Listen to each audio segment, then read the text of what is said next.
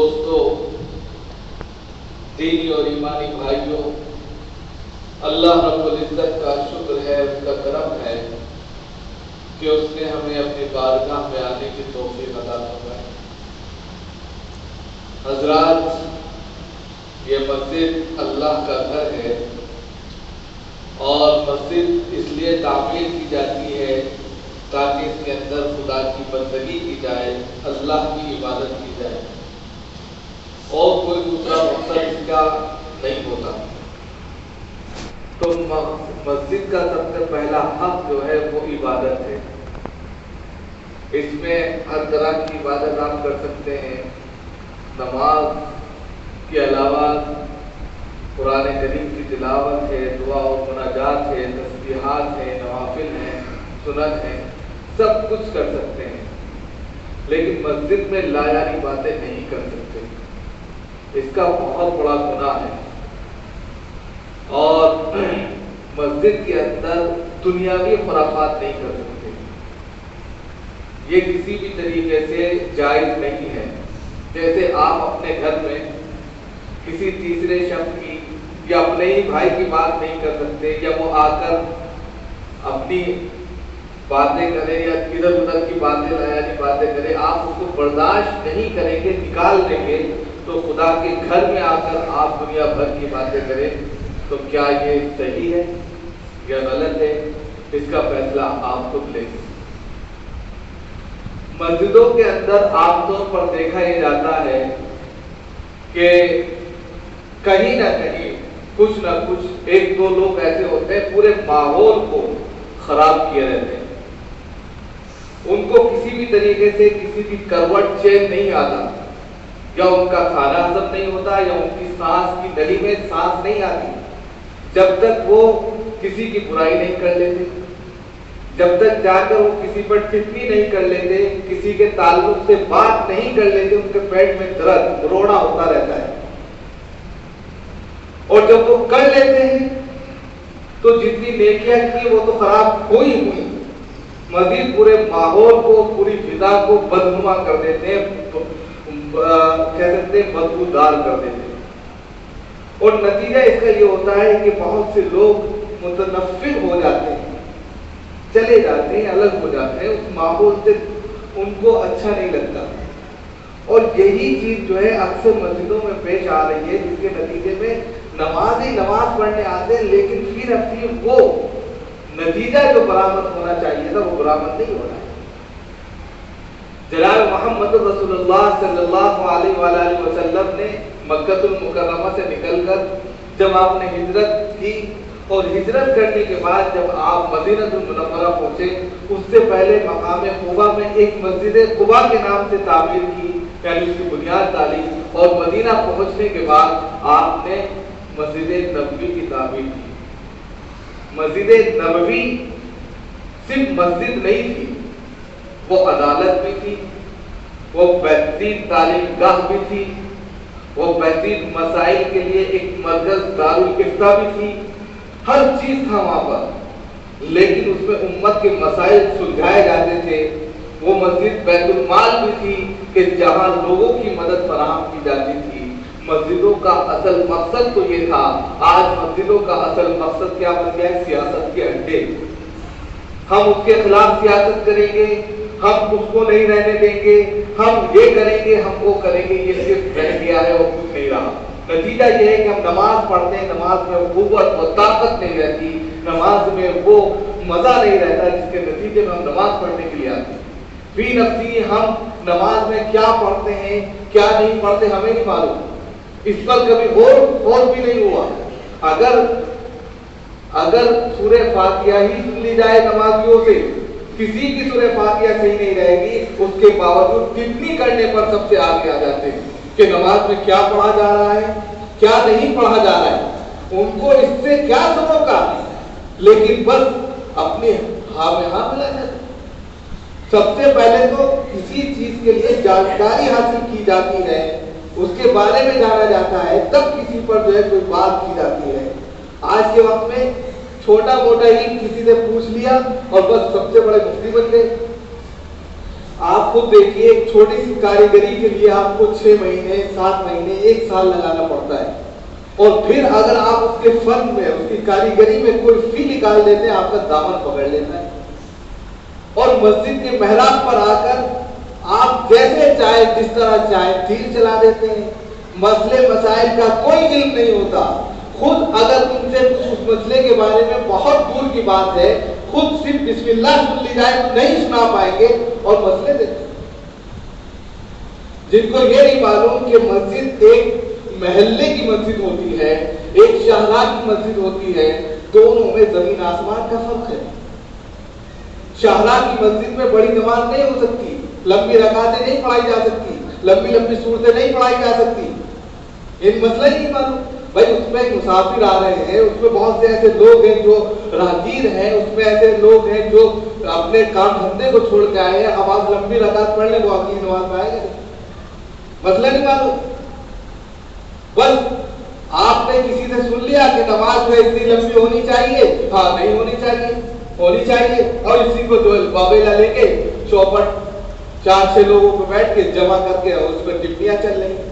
بھائی مسئلہ پوچھ لو، مسئلہ نہیں پوچھیں گے، اور جو ہے اس کے ماحول کو گندا کرنے کے لیے ایک دوسرے سے انگلیاں لگائیں گے، چوٹیاں کاٹیں گے، یہ اصلاح نہیں ہے۔ اگر آپ واقعی میں کسی کی اصلاح چاہتے ہیں، جیسا باپ اپنی بیٹی کی اصلاح کرتا ہے ایسے کی جائے۔ باپ چوپال میں جا کے اپنے بیٹی کی برائی کرتا ہے کہ میرا بیٹا ایسا ہے، برائیاں کرتا ہے اس کی۔ اگر آپ کو کسی سے واقعی اخلاص ہے، کوئی برائی اس کے اندر آپ کو نظر آتی ہے، تو کونے میں لے جا کر سمجھائیں تو وہ چیز سمجھ میں آئے گی، اس کو وہ ایکسپٹ کرے گا، آپ کا ادب کرے گا، عزت کرے گا، آپ کو عزت دے گا۔ اور چوپال میں جا کر 4 آدمیوں میں جا کر اس کی بے عزتی کریں گے تو پھر دیکھیے وہ بے عزتی اس کی نہیں ہے، خدا کی بات تم پر پڑے گی اور خود تم دیکھو گے کہ کیا ہو رہا ہے۔ آج کے وقت میں ہم سب سے زیادہ اس چیز کا شکار ہیں۔ نمازیں نہیں رہی، نمازیں دراصل سیاست بن گئی، اور اسی وجہ سے آپ دیکھتے ہیں کہ امام بھول جاتا ہے، نماز پڑھا رہا ہے اس کو بھول ہو گئی، تو وہ امام کی اپنی غلطی نہیں ہوتی، کبھی یہ سوچے کہ امام غلطی کر رہا ہے، وہ مقتدیوں کی غلطیوں کی وجہ سے بلایا جاتا ہے، یہ بھی آپ سوچیں۔ اگر مقتدی فی نفسی صحیح معنی میں نماز میں صحیح نہیں کھڑے تو اللہ خود بخود اس کا دل بھی غافل کر دیتا ہے، اس چیز کو کوئی سمجھتا نہیں، اور وہ سوچتے ہیں کہ ہم نماز پڑھتے ہیں، اور سوچتے ہیں کہ وہ بھول جاتے ہیں، وہ سوچتے ہیں کہ وہ جو صحیح نہیں پڑھا پاتے ہیں، وہ کم اور چھوٹی اور بڑی 3 چیزوں میں پڑ جاتے ہیں۔ ارے پہلے مسئلہ پوچھ لو بھائی، یہ شاہراہ کی مسجد ہے، اس میں بڑی نماز نہیں ہو سکتی، مسئلہ ہے، اس میں مسافر بھی آتے ہیں، اس میں کاریگر اور دکاندار بھی آتے ہیں، وہاں سے ہفتے 10 منٹ کی 15 منٹ کی چھٹی ملتی ہے، اس میں لمبی رکعت کرتے ہیں، وقتاً فوقتاً جو نمازیں لوگ پڑھتے ہیں اس میں لمبی رکعت پڑھتے ہیں تاکہ دوسرے لوگ نہ آئیں۔ مسئلہ یہ ہے کہ جناب محمد رسول اللہ صلی اللہ علیہ وسلم اپنی نفل نمازوں میں قرآن کی جتنی چاہتے تھے تلاوت کرتے تھے، لیکن فرض نمازوں میں چند مخصوص صورتیں ہی کرتے تھے، اس چیز کا مسئلہ نہیں پتا، اور بس کہہ دیا ایک ہی رکعت میں ایک ہی نماز پڑھتے ہیں، ایک ہی سورت پڑھتے ہیں۔ جناب محمد رسول اللہ صلی اللہ علیہ وسلم کی عادت شریفہ تھی کہ وہ انہی صورتوں کو بار بار پڑھتے تھے، اس لیے کہ ان میں کبھی دوزخ کا تذکرہ ہوتا تھا، کبھی جنت کا تذکرہ ہوتا تھا، کبھی جو ہے اس کے اندر امیدیں ہوتی تھی، کبھی ایمان کا تذکرہ ہوتا تھا، اس لیے آپ صلی اللہ علیہ وسلم کہتے تھے مجھے اچھی لگتی۔ آپ ایک دسترخوان پہ جاتے ہیں، دسترخوان پہ ڈھیروں سامان پڑے ہیں، لیکن آپ کو جو چیز پسند ہے آپ وہی چیز اٹھاتے ہیں نا۔ اسی طرح قرآن میں بے شمار آیتیں ہیں، لیکن آپ صلی اللہ علیہ وسلم فرض نمازوں میں چند صورتیں بھی پڑھتے تھے ایسی جو آپ کو زیادہ پسند ہوتی تھی، اور کئی بار پڑھ لیا کرتے تھے، کئی بار پڑھ لیا۔ جیسے مثال کے طور پر سورہ جمعہ کے اندر آپ جو ہے سورۃ الاعلیٰ اور سورۃ الغاشیہ پڑھتے تھے عام طور پر۔ اب آدمی یہ سوچنے لگے یہ پڑھتے اور کچھ یاد نہیں، تو یہ بیوقوفی ہے، مسئلہ نہیں معلوم۔ اسی طریقے سے اس مسجد کے 2 رخ ہوتے ہیں، میں اس کی نہیں بات کر رہا، میں اس پر ایک ایگزامپل دے رہا ہوں، کبھی آپ یہ سوچیں کہ مسجد میں بتا رہے ہیں उदाहरण दे रहा हूँ, एग्जाम्पल, कि एक मस्जिद महल्ले की होती है जहाँ कोई नहीं आता जाता, महल्ले के लोग हैं, फारिग होके आए हैं, वहाँ चाहे जैसी नमाज पढ़ लें। शाहराह पर जो रास्ते पर मस्जिदें होती हैं उसमें नहीं, पता नहीं कौन आ गया, किसी को जाना है, सफर करना है, आपने लंबी रकातें कर दी, तो इससे परहेज आप सल्लल्लाहु अलैहि वसल्लम ने कहा मुख्तसर रखो। ये भी है, आप सल्लल्लाहु अलैहि वसल्लम नमाज पढ़ाते थे और पहले तो औरतें आती थी नमाज पढ़ने मस्जिदों में, तो जब मस्जिदों में नमाज पढ़ने आती थी किसी औरत के बच्चे की आवाज सुन लिया करते थे, नमाज हल्की कर दिया करते थे फौरन, कि दूध की वजह से बच्चा रो रहा है। आपने तो इतना ख्याल किया, हमें मसला मालूम की बदनाम से बोल देते हैं और जो है उस पर जो है 4-6 लोग होते हैं, हर मस्जिद में होते हैं और वो पूरे माहौल को गंदा करते रहते हैं। हम आपसे ये रिक्वेस्ट करेंगे, जब कोई इस तरह की बात करे आप उसकी सबसे पहले तो बात ना सुने, और दूसरे नंबर पर जब वो ऐसी कोई बात कहे कि फौरन कहिए कि जो भी अपनी मस्जिद का इमाम है उसको बुलाइए, मसला पूछ लीजिए। आपको मसला नहीं मालूम, आप अपने से पहले से कैसे कह सकते हैं किसी पर, बगैर जानकारी के आपने किसी पर कैसे इल्जाम लगा दिया? मसला पूछिए, बुलाइए उनको, फौरन दो दूध का दूध पानी का पानी होगा। माहौल को खराब करने से बेहतर ये है कि आप वहीं के वहीं उस माहौल को अच्छा बना दें।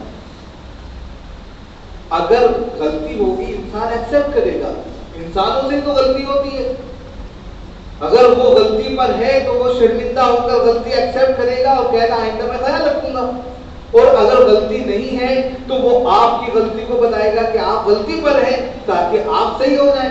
दो ही तो बात होगी, या तो सामने वाला गलती पर है या दूसरा गलती पर है, लेकिन उन दोनों के दरमियान एक गलत फहमी पैदा ये हो गई है कि तीसरा शख्स आकर माहौल को गंदा करने लगता है, उससे जाकर कह रहा है, उससे जाकर कह रहा है, उस बंदे से नहीं कह रहा है जिससे ये चीज साजिल हो रही। तो क्या मतलब निकलेगा इसका क्या हासिल होगा?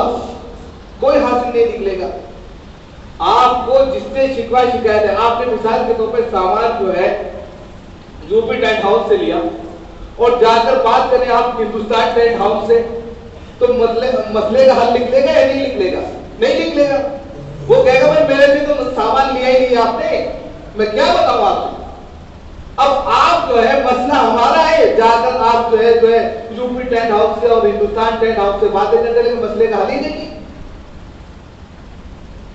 तो दरअसल बात यह है कि इस माहौल को जो अल्लाह ने दिया है आपको, जो ये तौफीक मिली है नमाज रोजे की, इस नमाज रोजे की तौफीक को अपने लिए एक नेमत समझे, वरना खुदा अगर अपने पे आता है तो वो चींटी मकोड़ों से मदद ले लेता है, इंसानों को उठा के बाहर फेंक देता है। और यही हो रहा है, यही हो रहा है। बेशुमार तरीके से इंसान सोचता है कि मेरी काबिलियत, मेरे कुव्वत और ताकत पर यह काम हो रहा है, ऐसा नहीं है। अल्लाह जिससे चाहते हैं काम लेते हैं। कि अल्लाह का घर है, क्योंकि उनका घर हो रहा है।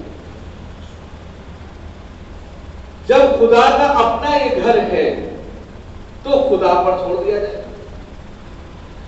अबराहतुल अशरम आपने नाम सुना होगा, तारीख इतिहास के बंदों में नाम बड़ा अहम आता है। ये वो शख्स है जो यमन से चला था काबतुल्लाह को ढाने के लिए, ऊंट और अपने खास तौर से हाथियों पर चला था, बड़ा लाव लश्कर के साथ। उसने कहा आज मैं काबा को ढा दूंगा, खत्म कर दूंगा। उसको जलन थी काबा से कि वो काबा जिसको सारी दुनिया पूछती है वो चीज सना को हासिल हो जाए, मेरे गिरजाघर को हासिल हो जाए यमन में। उसको जलन थी, अंदर अंदर जलता रहता था। एक दिन आकर उसने जो है इरादा बना लिया और अपने हाथी पर सवार लाव लश्कर के साथ में चल लिया। अब जब मक्का पहुंचा तो मक्का वाले घबरा गए। मक्का वाले घबरा गए कि अब क्या होगा, काबा ढह जाएगा।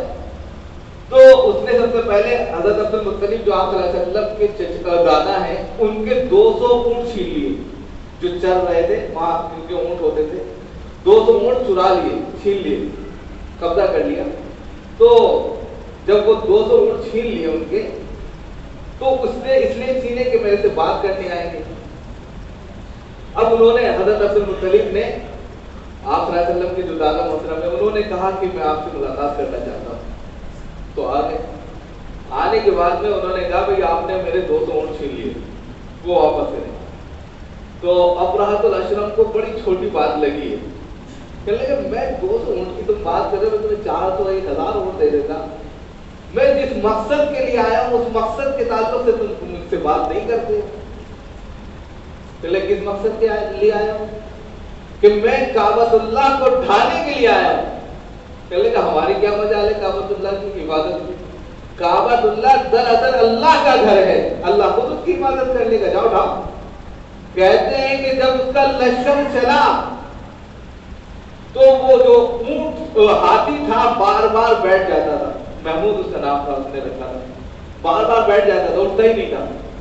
تو وہ بہت مارتا تھا لیکن وہ چلنے کے لیے تیار نہیں تھا. جب اس کا رخ یعنی کہ اس کو موڑ دیا جاتا تھا یمن کی طرف, جیسے یہ کعبہ ہے یہاں سے موڑ کے ادھر بھاگنے لگتا تھا, ادھر نہیں جاتا تھا. اس نے بہت مارا نہیں. تو یعنی کہ دشمنی میں, جلن میں, حسد میں آگے بڑھا. کہتے ہیں کہ اللہ رب العزت نے ابابیل جو چھوٹے آپ پڑھتے ہیں نا سورہ الم ترا, سورہ فیل, الم ترا کیف فعل ربک باصحاب الفیل. آپ نہیں جانتے کہ اللہ رب العزت نے ہاتھی والوں کے ساتھ میں کیا معاملہ کیا؟ یہ ہاتھی وہی والا ہے, ابرہۃ الاشرم ہی ہے. یہ ہاتھیوں والوں کے ساتھ جو معاملہ اللہ نے کیا کہ ترمیہم بحجارۃ من سجیل, کہ چھوٹے چھوٹے پرندے, ابابیل چھوٹے چھوٹے پرندے اپنی چونچوں میں کنکر لیے اس کے اوپر پھینک رہے ہیں, اور وہ کنکر ایٹم بم کا کام کر رہے ہیں, جس پہ پڑ جاتے اس کو برباد کر دیتے. ابرہۃ الاشرم کا پورا لشکر تباہ ہو گیا اسی کنکر سے, کھائے ہوئے بھوسے کے معنی ہو گیا. اور ابرہۃ الاشرم کے پورے کٹ کٹ کے گرنے لگے, اس کا پورا جسم سڑ گیا اور وہیں مر گیا, بدترین موت کرا. اب آپ خود بتائیے جو اللہ کے گھر پر چڑھائی کرنے کے لیے گیا تھا ابرہۃ الاشرم, اس کا اتنا ستیہ ناش, اس کا اتنا کہہ سکتے ہیں کہ خطرناک انجام ہوا کہ جس کو قرآن نے ریکارڈ کیا. آج اگر ہم اسی گھر کے خلاف, اللہ کے گھر کے خلاف سازشیں رچیں, باتیں کریں, اور اس میں جو اس کے ذمہ دار ہیں, اہم ذمہ دار ہیں, جو اس کی خدمات انجام کرتے ہیں, ان کے خلاف میں باتیں کریں, تو یاد رکھو خدا کی پکڑ اگر آ گئی تو بہت برا ہو. ان چیزوں کو ہم نہیں جانتے. خدا کی لاٹھی میں آواز نہیں ہوتی, اس کے یہاں دیر ضرور ہے, اندھیر نہیں ہے. اس چیز کو سمجھنا چاہیے. ہم نہیں سمجھتے. ہم سوچتے ہیں کہ بس ہم ہی ہیں, ہمارے اپنی طاقت کے نشے میں, اپنی دولت کے نشے میں انسان چور ہو جاتا ہے. یاد رکھیے اگر خدا کی مار پڑ گئی, اور سینکڑوں ایسے واقعات ہم سنا سکتے ہیں مار پڑی ہے دنیا کے اندر, پھر ان کو مسجد میں ایک سجدہ نصیب نہیں ہوا. اس چیز کو آپ دیکھیے, یہ نعمت بھی اگر آپ کو ملی ہے, مسجد میں آنے کی توفیق ملی ہے, اس توفیق کو, اس نعمت کو اللہ کے لیے لئن شکرتم لازیدنکم, جو میں نے آیت شروع میں پڑھی تھی اسی لیے پڑھی تھی, لئن شکرتم لازیدنکم ولئن کفرتم ان عذاب لشدید, کہ اگر اللہ کی نعمتوں پر شکر ادا کرو گے, اس کی توفیق پر مزید اللہ کی توفیق کے الہی کی دعا مانگو گے تو اللہ خوب نوازے گا. اور اگر اس کی ناشکری کرو گے تو اس کی پکڑ بڑی خطرناک ہے. اگر اس نے پکڑ کر لی تو پھر کوئی بچا نہیں سکتا. اللہ تعالیٰ ہم سب